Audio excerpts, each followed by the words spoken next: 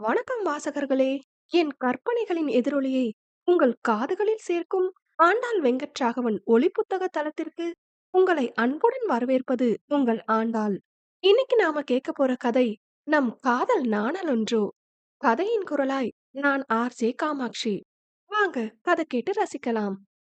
நாணல் 5. அழகாய் அமுதாய் கல்லூரி காலம் அவளை அழைத்து சென்றது. அன்று நூலகத்தில் பாடத்திற்கு தேவையான புத்தகங்களை தேர்வு செய்தவள் தமிழ் புத்தகங்கள் கொண்ட பிரிவிற்குள் நுழைந்தாள். நல்ல காதல் நாவல்களை எடுத்து படித்திடும் ஆர்வத்துடன் புத்தகங்களையே பார்வையிட்டுக் கொண்டிருந்தபடி நகர்ந்தவள் அருகே யார் மீதோ இடித்துவிட, இடித்தவர் கையில் இருந்த புத்தகம் தவறி கீழே விழுந்திருந்தது. அச்சச்சோ, சாரி சாரி என்றபடி புத்தகத்தை எடுத்தவள், நைஸ், நல்லா இருக்கும் இந்த கதை என்றபடி அதை நீட்ட, ஆஹா என்று ஒற்றை புருவம் உயர்த்திய வண்ணம் கேட்டான் ஆதி வருணேஸ்வரன். அதை கண்டதுமே அவளுக்கு அடையாளம் தெரிந்திருந்தது. முதல் நாள் கண்ட முகமாயிற்றே. அதிலும் அவன் அசத்தலாய் பாடிய பாடலும் சேர்ந்து அவனை நினைவுபடுத்துவதில் அத்தனை சிரமம் கொடுக்கவில்லை அவளுக்கு. இயல்பான புன்னகையுடன் சீனியர் என்றவள் அப்புத்தகத்தை நீட்டி, நல்லா இருக்கும் சீனியரே, படிச்சு பாருங்க என்று கூற, படிச்சுட்டேன், வச்சுட்டு வேறதான் தேடிட்டு இருக்கேன் என்றான். ஓ சூப்பர் என்றவள் தனது தேடல் வேலையில் கவனமாகிட, அவனாகவே பேச்சை தொடுத்தான். புக்ஸ் படிப்பியா என்று அவன் வினவ, நானே கேட்க நினைச்ச கேள்விய நீங்களே கேட்டுப்புட்டீங்களே, அதெல்லாம் மானாவரியா படிப்பனாக்கும் என தன் ஊர் பாஷையில் பேசி இருந்தாள். உசிலம்பட்டிக்காரி தானே நீ என்று அவள் பேசியதில் லேசாய் சிரித்தவனாய் அவன் வினவ, என்று தலையில் தட்டி கொண்டவள், 18 வருஷ பழக்கம் சீனியரே, சட்டுன்னு மாத்த வரமாட்டிக்கு என்றாள். எதுக்கு மாத்திக்கணும் என்று அவன் வினவ, எல்லாம் கேலி செய்றாங்களே என்று தோளை குலுக்கினாள். இது உங்க ஊர் பாஷை, ஒரு அழகான வட்டார வழக்கு. ஃபேக்கல்டிஸ் கிட்ட பேசும்போது இங்கிலீஷ்ல தான் பேச போற. சும்மா ஃப்ரெண்ட்ஸ் கிட்ட பேசும்போது உன் வட்டார வழக்குல பேசுறத ஏன் சங்கோஜமா நீ நினைக்கணும் என்று அவன் வினவ, நான் சங்கோஜமெல்லாம் நினைக்கலங்க என்றாள். இப்படி நினைக்காம இருந்திருந்தா இப்படி இத மாத்திக்கணும்னு யோசிச்சிருக்க மாட்ட என்று அவன் பேச்சால் ஒரு குட்டு வைக்க, அடடே, சரியான வாத்தியாரா இருப்பீர் போலயே என்றவள், சரி, பொதுவா பசங்க நாவலெல்லாம் படிச்சு நான் கண்டதில்லையே, உங்களுக்கு எங்கிருந்து இந்த பழக்கம் வந்தது, உங்க அம்மா படிப்பாங்களோ என்றாள். சட்டென ஒரு நொடிக்கும் குறைவாய் வாடி மீண்ட அவன் முகம் மெல்லிய புன்னகை பூசிக்கொண்டது. எனக்கு பிடிக்கும், it takes me apart from reality என்று உணர்ந்து கூறினான். அப்பாடி, இந்த கவி, ராதி, மது யாருமே புக் படிக்கிற பழக்கமே இல்லைன்னு சொல்லவும் ஐயையோன்னு ஆகி போச்சுது எனக்கு. கதை படிக்கிறத விட நம்ம படிச்ச கதைகளை பத்தி பேசிக்கிறது அம்புட்டு நல்லா இருக்கும் சீனியர் என்று அவள் கூற, அந்த அனுபவம் இல்லம்மா என்றான். ஏனென்று தெரியவில்லை. அவன் அப்படி கூறிவிட்டு புத்தகத்தை பிரட்டிடவும், அப்ப நாம பேசுவோம், புது அனுபவத்தை பழகிக்கோங்க என்றாள். அவளை ஒற்றை புருவம் உயர்த்தி பார்த்தவன் பார்வையில் இருந்ததென்னவோ சந்தேகம்தான். அந்த சந்தேக பார்வையை கண்டதும் தான் அவனுடன் தான் நெருங்கி பேசுவது வேறு விதமான கண்ணோட்டங்களிலும் புலப்படலாம் என்று உணர்ந்தவள், ஆ, சாரி சாரி சீனியர், ஜஸ்ட் ஒரு ஆர்வத்துல சொல்லி போட்டேன் என்று விட்டு நகர்ந்தாள். புத்தக ஆர்வத்தில்தான் அவள் அவ்வாறு கூறியது. ஆனால் அதை அவன் தவறாக எண்ணி விடுவானோ என்று எண்ணிய நொடியே அவள் விலகி தன் பணியை தொடர்ந்திட, இருவரும் வெவ்வேறு புறம் தேடி தங்களுக்கான புத்தகத்தினை எடுத்துக்கொண்டு வெளியேறினர். தன்னை தாண்டிக் கொண்டு செல்பவளை கண்டவன், ஏ யூ என அவளை எப்படி அழைப்பதென்று அறியாது, உசிலம்பட்டி என்று அழைக்க, சட்டென திரும்பி அவனைக் கண்டு முறைத்தாள். அதில் சிரித்து கொண்டவன், சாரிமா, பேர் தெரியல என்று கூற, பொற்றாமரையாள் என்றாள். ம், அடுத்த வாரம் உன் கையில உள்ளத எனக்கு கொடு, என்கிட்ட உள்ளத நீ வாங்கிக்கோ, படிச்சுட்டு பேசுவோம் என்று அவன் கூற, மிகுந்த உற்சாகத்துடன் தேங்க்யூ சீனியர் என்று விட்டு சென்றாள். அப்படிதான் அவர்களது அழகான பந்தம் துவங்கியது. ஒவ்வொரு வார இறுதியும் மாலை பொழுது அவர்கள் படித்த புத்தகத்தை பற்றி பேசிக் கொள்வதற்கென்றே இருவரும் ஒன்று கூடிவிடுவர். சீனியர், ஏன் இவ்ளோ லேட்டு, நான் நேத்து படிச்ச கதைய பத்தி உங்ககிட்ட பேசாம எனக்கு தூக்கமே வராது போலன்னு ஆகிட்டு என்று அவள் உற்சாகமாய் எழ, அவன் முகத்தில் புன்னகையே இன்றி வந்தமர்ந்தான். அதையெல்லாம் கவனிக்கும் நிலையில் அவள் இருக்கவில்லை. தன் போக்கில் பேசிக்கொண்டே போனவள் சில நிமிடங்களுக்கு பின்னே அவனது அமைதியை உணர்ந்தாள். என்னாச்சு சீனியர் என்று அவள் வினவ, ம் என்று நிகழ்வு மீண்டவனாய் விழித்தான். என்ன செய்தி சீனியரே, உடம்பு சுகமில்லையா என்று அவள் வினவ, நத்திங் நத்திங் என்றான். அவனை கூர்ந்து நோக்கியவள் அவனுக்கு சொல்லிட விருப்பம் இல்லை என்பதை புரிந்து கொண்டவளாய் எழுந்தாள். சொல்லுமா, நான் கேக்குறேன் என்று எங்கே அவள் கோபித்துக் கொண்டாளோ என்பதாய் அவன் நிறுத்த, இருங்க சீனியர் என்றவள் சென்று ஒரு பூவை பறித்து வந்து அவனிடம் நீட்டினாள். அவன் அதை வாங்காது அவளை புரியாமல் பார்க்க, என்ன சீனியர் வாங்குங்க என்றாள். குழப்பமான முகத்துடன் அவன் அதை வாங்கிடவும், இத கொண்டு அதிலேயே ஒட்ட வச்சு போட்டு வீட்டுக்கு போங்க என்றபடி அவள் நகர, ஓய் என்னம்மா என்றான்.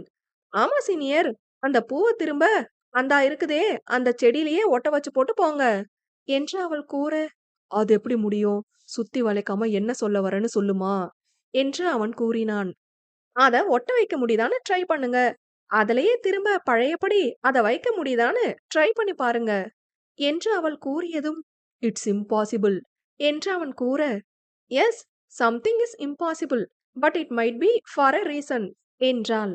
அவளையே குழப்பமாய் நோக்கியவன் முகம் மெல்ல யோசனை தெளிவதாய் தெரிய, சில விஷயத்த மாத்த முடியாது, ஆனா அப்படி நடந்ததுக்கு ஒரு அழகான காரணம் இருக்கலாம். இதோ இந்த பூ செடியிலேயே இருந்திருந்தா அழகா இருக்குமே, நான் பறிச்சு போட்டேன், அத திரும்ப ஒட்ட வைக்க முடிஞ்சுதா, ஆனா பாருங்க இந்த பூ உங்களுக்கு ஒரு அழகான பாடத்தை சொல்லி கொடுக்க யூஸ் ஆகுதுல்ல, அப்படிதான் நடக்கிற எல்லாத்துக்கும் ஒரு பயனான காரணம் இருக்கும் என்று கூறியவள், வீடு போய் சேருங்க, எல்லாம் சரியாகி போவோம், பாய் என்றபடி சென்றாள். ஆடவன் அவன் அதிர்ந்துதான் நின்றான். எத்தனை சின்ன பெண், ஆனால் எத்தனை பெரிய விடயத்தை போகும் போக்கில் கூறிவிட்டு செல்கின்றாள் என்று எண்ணியவன் முகத்தில் அழகாய் ஒரு புன்னகை வந்து போனது. இத்தனை நாட்களும் அந்நியவளாய் மட்டுமே அவளை கருதி வந்தவன் அப்போதே அவளை தன் வட்டத்திற்குள் நுழைக்க அவன் மனதிற்கு அனுமதி அளித்துக் கொண்டான். எதிர்பாராத விதமாய் அவன் மனதில் நுழைந்தவள் அவனை மொத்தமாய் காதலெனும் மாபெரும் சக்தி கொண்டு ஆக்கிரமிப்பாள் என்று அவன் அப்போது அறிந்திருக்கவில்லை. ரிங் என்று மணி அடிக்கும் ஓசை கேட்கவே நடப்பிற்கு வந்த ஆதி வருணேஸ்வரன் தன்னை சுற்றி பார்வையை சுழலவிட்டான். அரை பால்கனியில் விட்டேற்றியாய் அவன் அமர்ந்திருந்த கோலம் புரிபட்ட நொடியே நிகழ்காலத்திற்கு வந்தான். மீண்டும் அவ்வோசை கேட்கவும் அழைப்பு மணி ஓசை என்று புரிந்தவனாய் மெல்ல எழுந்து சென்று கதவை திறக்க, அன்றலர்ந்த புன்னகையுடன் ஹாய் மாமா என்றபடியே நின்றான் செழிலன். ஒரு நொடி ஒன்றும் புரியாது திருதிருத்த ஆதி செழிலனை கிரகித்து கொண்டு திடுக்கிட்டு நோக்க, சட்டென நினைவு பெற்றவனாய் அவன் பின்னே தன் மனையாளும் இருக்கின்றாளா என்று கண்களால் தேடினான். அதில் செழிலன் முகம் வேதனையோடு சுருங்க ஆதியின் அயர்ந்த தோற்றத்தை கலக்கத்தோடு கண்டான். மாமா என்று பரிவாய் அவன் அழைக்க, வா வாடே என்று வழிவிட்டான். அவனால் செழிலன் வந்திருப்பதை நம்ப இயலவில்லை. தற்போது தனக்கும் தன்னவளுக்கும் சண்டையாக இருக்கும் பட்சத்தில் அவ்வீட்டிலிருந்து ஒருவர் தங்கள் இல்லம் வந்திருப்பது அவனுக்கு ஆச்சரியம் தருமல்லவே. உள்ளே வந்த செழிலன், இங்கன ஒரு உரக்கடையில டீலிங் பேசி நம்ம விவசாய சங்கத்துக்கு உரம் வாங்கி போடலாம்னு பார்க்க வந்த மாமா, வேலை கொஞ்சம் இழுக்க மாட்டிருக்கு, எப்படியும் ஒரு வாரமாவது ஆகும் அத என்று தான் ஒரு வாரம் தங்க உள்ள காரணத்தை கூற, அது பொய்யென்று அப்பட்டமாய் தெரிந்ததில் விரக்தியாய் ஒரு சிரிப்பு சிரித்து கொண்டான். அதில் தடுமாறிய செழிலன், ஓ உங்களுக்கு பிரச்சனை இல்லதானுங்க மாமா என்க, உங்க அத்தை எனக்கு துணைக்கு உன்னை அனுப்பி வச்சாலாக்கும் என்று கேட்டான். கண்கள் கலங்கி மேலும் விரக்தியில் விரிந்த இதழ்களோடு, தனிமை எனக்கு புதுசில்லடா மாப்ள என்று தங்கள் அறைக்குள் சென்று அடைந்து கொண்டான். அங்கு அவன் சட்டை பையில் இருக்கும் அலைபேசியில் அழைப்பில் இணைந்திருந்த பொற்றாமரையால் அழைப்பை துண்டித்து வெடித்து அழுதாள். வலிக்குதுங்க, வலிக்குது, செத்து போடலாம் போலன்னு இருக்குதே, தப்பு செஞ்சு போட்டனே என்று கட்டிலில் படுத்து அவள் குமைய, விடாது அவள் அலைபேசி ஒலித்து கொண்டே இருந்தது. அழுது கொண்டே அவள் அதை ஏற்க, அத்த என்று செழிலன் அழைத்தான். செழிலா என்றவள் வெதும்பிட, அத்த ஏன் இம்புட்டு அழுக, நீ இல்லாம மாமாவும் முக்கி போய் கிடக்குதத்த என்றான். முடியலடா, முடியல, வலிக்குதுடா செழிலா, அவர என்றவள் பேச இயலாது குமைந்தாள். அத்த அழுவாதத்த என்று கூறுகையிலேயே அவன் கண்களிலும் கண்ணீர் நிறைந்து விட்டது. புலனத்தில் ரூமுக்கு போடே என்று பொழிலனுக்கு அவன் செய்தி அனுப்பிட, அதை பார்த்த பொழிலன் ஏனென்றும் கேட்காது அவள் அறைக்கு ஓடியிருந்தான். அவள் வெம்பி வெதும்பும் ஓசை அரை வாசலிலேயே கேட்டுவிட, "அத்த" என்றபடி பதட்டமாய் உள்ளே வந்தான். அவனை நிமிர்ந்து பார்த்தவள், "பொழிலா" என்க, அருகே வந்து முகம் தாங்கி கண்ணீரைத் துடைத்தவன், "ஏன் அத்த இம்புட்டு கண்ணீரு?" என்றான். அவன் மடியில் தலை சாய்த்து அழுதவள், "முடியலடா" என்பதை மட்டுமே விடாது கூறினாள். தன் அத்தை அவள் கண்ணீரில் தானும் கரைந்த பொழிலன் அவள் தலை கோதியபடியே அலைபேசியை எடுத்து, "செழில்" என்று கரைய, "பாத்துக்கிடுடே, கேட்க முடிய மாட்டங்குது, நான் வைக்குதே" என்று கூறி கண்ணீரை துடைத்த வண்ணம் அழைப்பை துண்டித்தான். செழிலன் செயல்களை அறைக்குள்ளிருந்தே வேடிக்கை பார்த்து கொண்டிருந்த ஆதி, "ஏண்டி இப்படி, முடியலடி" என்று மனதோடு அவளை திட்டியபடி கண்ணீர் வடித்தான்.